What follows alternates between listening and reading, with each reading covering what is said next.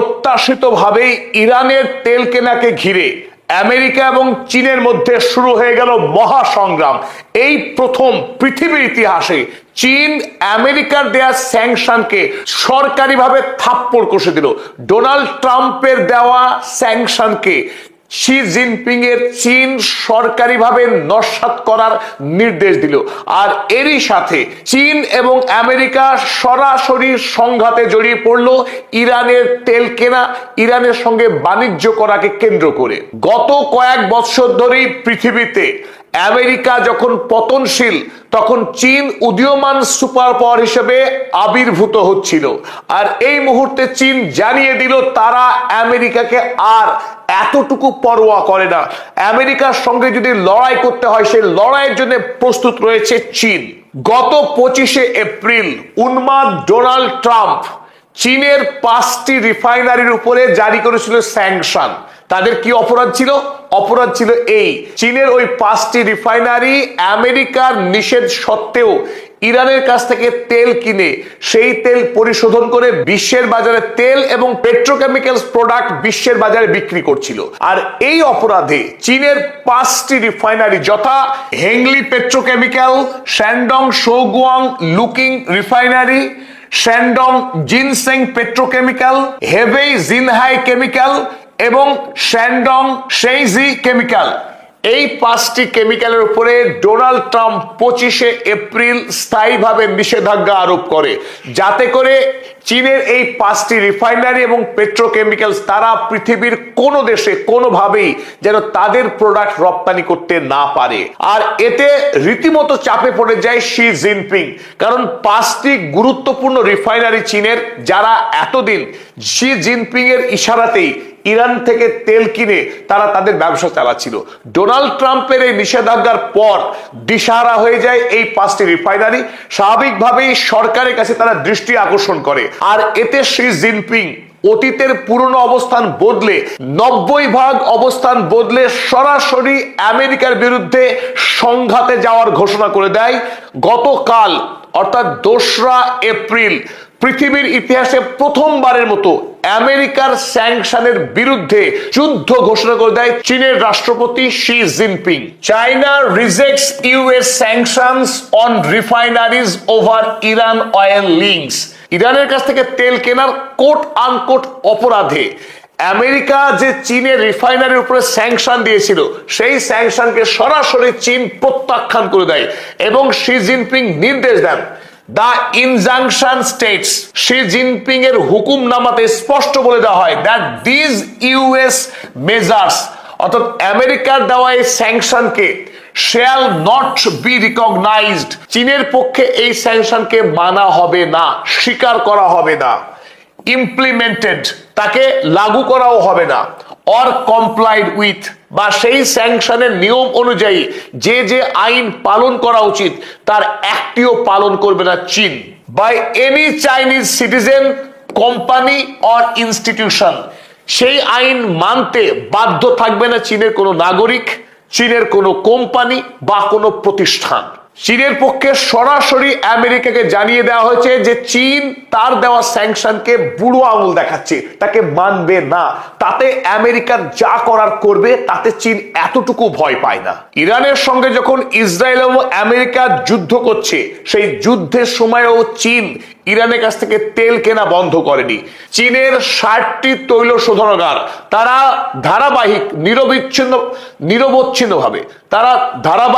নিরবচ্ছিন্নভাবে ইরানের কাছ থেকে তেল কিনে আসছিল। আর তাতেই চটে গিয়েছিলেন ডোনাল্ড ট্রাম্প। তিনি কোনোভাবেই চাইছিলেন না যে এই সময় চীন ইরানের কাছ থেকে তেল কিনে ইরানের অর্থনৈতিক চাকাকে সচল রাখে। আমেরিকার একটাই লক্ষ্য, এই মুহূর্তে ইরানকে যে কোনোভাবে গলা টিপে হত্যা করা, অর্থনৈতিকভাবে তাকে খুন করা। কিন্তু চীনের সঙ্গে ইরানের 2021 সাল যখন ইরানের রাষ্ট্রপতি ছিল হাসান রুহানি, তার সঙ্গে চীনের চুক্তি হয়েছিল 25 বৎসরের। সেই চুক্তিতে বলা হয়েছিল 25 বৎসর ধরে চীন ইরানের কাছ থেকে $400 বিলিয়ন তেল কিনবে। অর্থাৎ যে কোনো পরিস্থিতির মধ্যেই আমেরিকা চাক আর না চাক চীন ইরানের কাছ থেকে তেল কিনতে দায়বদ্ধ, কারণ তারা যে চুক্তি করেছে ইরানের সঙ্গে সেই চুক্তির খেলাপ করবে না শি জিনপিং কোনোভাবেই। আর সেই চুক্তির শর্ত মেনেই চীন ইরানের কাছ থেকে 2025 সালেও তেল কিনেছে বিপুল পরিমাণে। 2025 সালে ইরান বিদেশে যত তেল রপ্তানি করেছে তার মধ্যে 91% তেল রপ্তানি করেছে কেবলমাত্র চীনকেই, আর মাত্র 9% তেল বিক্রি হয়েছে পৃথিবীর অন্য দেশে। এখান থেকে বোঝা যায় যে চীন এবং ইরানের সঙ্গে সম্পর্ক কত গভীর, তাদের বন্ধুত্ব কত গাঢ়। এবং বাণিজ্যিক দিক থেকে চীন কখনো কথা খেলাপ করে না, তার চুক্তি মেনেই চীন ইরানের তেলের সবচেয়ে বড় গ্রাহক। আর 2025 সালে চীন ইরানের কাছ থেকে 41.2 বিলিয়ন ইউএসডি মূল্যের তেল আমদানি করেছে। এখানে কিন্তু একটা মজার ব্যাপার লুকিয়ে রয়েছে। চীন প্রতিদিন ইরানের কাছ থেকে গড়ে প্রায় 13 থেকে 14 লক্ষ ব্যারেল করে তেল কেনে, অথচ ইরানের উপরে আমেরিকার পক্ষ থেকে রয়েছে অসংখ্য স্যাংশন চাপানো। স্বাভাবিকভাবে ইরান কোনোভাবেই বিশ্বের বাজারে তেল বিক্রি করতে পারার কথা না, অথচ তা সত্ত্বেও আমেরিকার সমস্ত স্যাংশনকে উপেক্ষা করে ইরান এতদিন ঘোস্ট ফ্লিটের মাধ্যমে প্রতিদিনে 13 থেকে 14 লক্ষ ব্যারেল করে তেল বিক্রি করেছে চীনকে। কিন্তু প্রশ্ন হলো, এই তেল ইরান কিভাবে বিক্রি করলো চীনের কাছে, যেখানে আমেরিকা গোটা পৃথিবীর সাগরকে জালের মতো ঘিরে ধরে রয়েছে। তৎসত্ত্বেও চীন তারাও ঠিক যথারীতি তেল কিনেছে এবং ইরান বিক্রি করছে। এই ক্ষেত্রে ইরানের কাছ থেকে তেল কিনতে চীন যে পদ্ধতি অবলম্বন করেছে তাকে নাম দেওয়া হয়েছে মালয়েশিয়ান ব্লেন্ড টেকনিক। এই মালয়েশিয়ান ব্লেন্ড টেকনিকটা কেমন, চলুন আমরা এবার দেখি। আমরা এখানে দেখছি ইরানের মানচিত্র। ইরানের খার্ক দ্বীপ থেকে মূলত অধিকাংশ তেল রপ্তানি করে থাকে ইরান। সেই খার্ক দ্বীপ থেকে তেল ঘোস্ট ফ্লিট, অর্থাৎ যে ফ্লিট আমেরিকা কোনোভাবে ট্রেস করতে পারে না, সেই জাহাজে করে তেল নিয়ে চলে আসে ইরান। ঠিক মালয়েশিয়ার নিকটে আর একটি স্ট্রেট আছে, এখন এই মুহূর্তে স্ট্রেট অফ হরমুজ নিয়ে যে বিতর্ক চলছে, অনুরূপভাবে মালয়েশিয়ার নিকটে একটি স্ট্রেট রয়েছে যার নাম স্ট্রেট অফ মালাক্কা। সেই স্ট্রেট অফ মালাক্কার মাধ্যমেই চীন অধিকাংশ বাণিজ্য করে থাকে। এই মালাক্কা স্ট্রেটে যখন ইরানি জাহাজ পৌঁছে যায় তখন ঠিক অপর দিকে পৌঁছে যায় চীনা জাহাজ। ইরানি এই জাহাজ থেকে সরাসরি তেল ট্রান্সফার করা হয় চীনা এই জাহাজে। আর তারপরে কৌশলগতভাবে আপনারা ম্যাপে দেখছেন এটি হচ্ছে মালয়েশিয়া দেশ। মালয়েশিয়াও অল্প বিস্তর তেল প্রতিদিন রপ্তানি করে থাকে বিশ্বের বাজারে। চীন কৌশল করে এই মালয়েশিয়ার কাছ থেকে 2% তেল ক্রয় করে। যেখানে ইরানের কাছ থেকে তেল কিনছে 98%, তখন মালয়েশিয়ার কাছ থেকে তেল কিনছে মাত্র 2%। মোট 100% হয়ে গেল। অর্থাৎ ইরানের তেলের সঙ্গে 2 ফোঁটা তেল মালয়েশিয়ার মিশিয়ে দেওয়া হলো, হয়ে গেল ব্লেন্ড। অর্থাৎ চীন পৃথিবীর বিভিন্ন দেশের কাছ থেকে একটু একটু করে তেল কিনে তারা মিশ্রণ করেছে। সেই মিশ্রিত তেল এবার চলে গেল চীনের সমস্ত তৈল শোধনাগার কেন্দ্রে। তাই চীন পৃথিবীকে দেখিয়ে দিল যে তারা ইরানের কাছ থেকে নয়, পৃথিবীর বিভিন্ন দেশের কাছ থেকে তেল কিনেছে, আর সেই মিশ্রিত তেল তারা নিয়ে যাচ্ছে তাদের দেশে। তাই আমেরিকা এতদিন কোনোভাবেই ট্রেস করতে পারেনি যে চীন এত বিপুল পরিমাণে তেল কিনছে ইরানের কাছ থেকে, এমনকি জানলেও তাকে আটকানোর কোনো রাস্তা ছিল না আমেরিকার।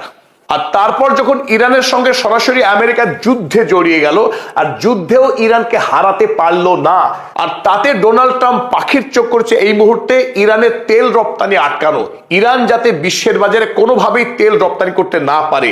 আর চীন যখন একমাত্র প্রধান গ্রাহক ইরানি তেলের, তাই চীনকে স্যাংশন দিয়ে আমেরিকা চেয়েছিল ইরানকে খোঁড়া করতে, রীতিমতো খুন করতে। কিন্তু তাতে এবার চীন সরাসরি জানিয়েছে আমেরিকার দেওয়ার স্যাংশনকে চীন পরোয়া করে না, বরং তাতে আমেরিকার যদি কিছু করার থাকে সে করুক। সে কথা জানালো গতকাল, অর্থাৎ 2রা মে 2026। স্বাভাবিকভাবে একটি প্রশ্ন কিন্তু জাগতে পারে আপনার মনে, যে চীন কোন সাহসে আমেরিকাকে পাঙ্গা নিচ্ছে, কেন আমেরিকার দেওয়া স্যাংশনকে ভয় করছে না চীন? প্রথমত, চীন ইতিমধ্যেই আমেরিকার থেকে সমস্ত বিষয়ে অনেক অনেক এগিয়ে গেছে, সে সামরিক হোক বা ব্যবসায়িক। আমরা ইতিমধ্যেই জানি সোলার প্যানেল তৈরি হোক বা উইন্ড পাওয়ার ব্যবহার করাই হোক, নবায়নযোগ্য জ্বালানির ক্ষেত্রে চীন পৃথিবীতে 1 নম্বর। এবার তেল পরিশোধনের ব্যাপারে, পরিশোধনাগারের সংখ্যায়, এমনকি তেল মজুত করে রাখার ব্যাপারেও চীন আমেরিকাকে অনেক পেছনে ফেলে দিয়েছে। আর তাতে স্বাভাবিকভাবেই চীন যখন পৃথিবীর 1 নম্বর শক্তিশালী দেশ, তখন আমেরিকাকে থোড়াই কেয়ার করবে? চলুন আমরা দেখে নিই সেই পরিসংখ্যান। চলুন প্রথমেই আমরা তুলনা করে নিই চীন এবং আমেরিকার তৈল পরিশোধনাগারের সংখ্যা নিয়ে। চীনে এই মুহূর্তে মোট 167টি তৈল শোধনাগার রয়েছে, যা পৃথিবীতে সর্বোচ্চ। পৃথিবীর আর কোনো দেশে এত বিপুল পরিমাণ তৈল শোধনাগার নেই। আমেরিকার কাছে রয়েছে মাত্র 132টি। আমেরিকার যখন 132, তখন চীনের 167টি তৈল শোধনাগার। এখানে আরো একটি অভিযোগ করা হয় যে চীন হচ্ছে কট্টর কমিউনিস্ট কান্ট্রি, অর্থাৎ এখানে ব্যক্তিগত পুঁজির কোনো দাম নেই। রাষ্ট্র স্বৈরাচারী শক্তি দিয়ে সমস্ত জনগণের সম্পত্তিকে গ্রাস করে নেয়। অথচ পরিসংখ্যান বলছে অন্য কথা। চীনে রাষ্ট্রীয় মালিকানাধীন 91টি রয়েছে তৈল শোধনাগার, ঠিক পাশাপাশি 76টি তৈল শোধনাগার রয়েছে যেগুলির মালিক হলেন কোন একজন ব্যক্তি, অর্থাৎ ব্যক্তি মালিকানাধীন 76টি তৈল শোধনাগার রয়েছে চীনে, যারা বহাল তবিয়তে সারা পৃথিবী দাপিয়ে ব্যবসা করে। যখন রিফাইনারির সংখ্যাতে চীন এগিয়ে, চলুন এবার দেখে নিই কোন দেশ সব থেকে বেশি তেল দৈনিক হিসেবে পরিশোধন করে। আর সেক্ষেত্রেও চীন কিন্তু 1 নম্বর। প্রতিদিন চীন 19.1 মিলিয়ন, অর্থাৎ 1,91,00,000 ব্যারেল তেল একদিনে রিফাইন করে চীন। এটা একটা বিশাল বড় সংখ্যা। সেখানে আমেরিকা দৈনিক 18.4 মিলিয়ন, অর্থাৎ 1,84,00,000 ব্যারেল দৈনিক রিফাইন করে। সংখ্যার বিচারে চীন আমেরিকাকে ছাপিয়ে গিয়েছে। চলুন এবার আরেকটি মোস্ট ইন্টারেস্টিং একটা ব্যাপার দেখে নিই। তেল মজুত রাখা। আজকের দিনে প্রতিটি দেশ হাড়ে হাড়ে টের পাচ্ছে।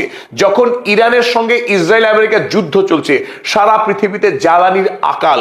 ভারতবর্ষ, বাংলাদেশ, বিশেষ করে বাংলাদেশে এই মুহূর্তে জ্বালানি সংকট তীব্র থেকে তীব্রতর হয়ে উঠছে। প্রতিটা পাম্পের বাইরে শয়ে শয়ে বাইক, বাস, লরি দাঁড়িয়ে আছে তেল ভর্তি করবার জন্য, কিন্তু পাম্পে পর্যাপ্ত তেল নেই। অর্থাৎ যে কোনো এমার্জেন্সি সময়ের জন্য প্রতিটা দেশ তার কাছে তেল মজুত রাখে। আর এই তেল মজুত রাখার বিষয়ে এই স্ট্র্যাটেজিক রিজার্ভের ক্ষেত্রে চীন পৃথিবীর সমস্ত দেশকে ছাপিয়ে গেছে। এই মুহূর্তে চীনের কাছে 1.4 বিলিয়ন ব্যারেল তেল মজুত রাখার পরিকাঠামো রয়েছে।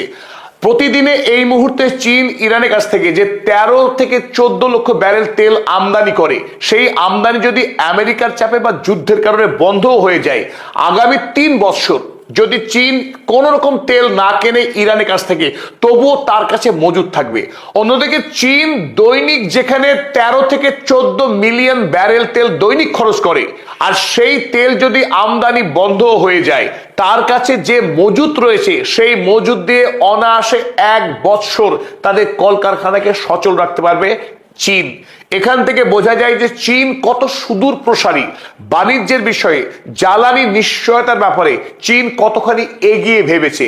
যখন আমেরিকা রেয়ার আর্থ এলিমেন্টস, পৃথিবীর বিরল খনিজ নিয়ে চিন্তা করতেই পারেনি, তখন চীন গোটা পৃথিবীর প্রধান যে সোর্সগুলো রয়েছে রেয়ার আর্থ মিনারেলসের, তার উপরে দখল নিয়েছে এবং তাকে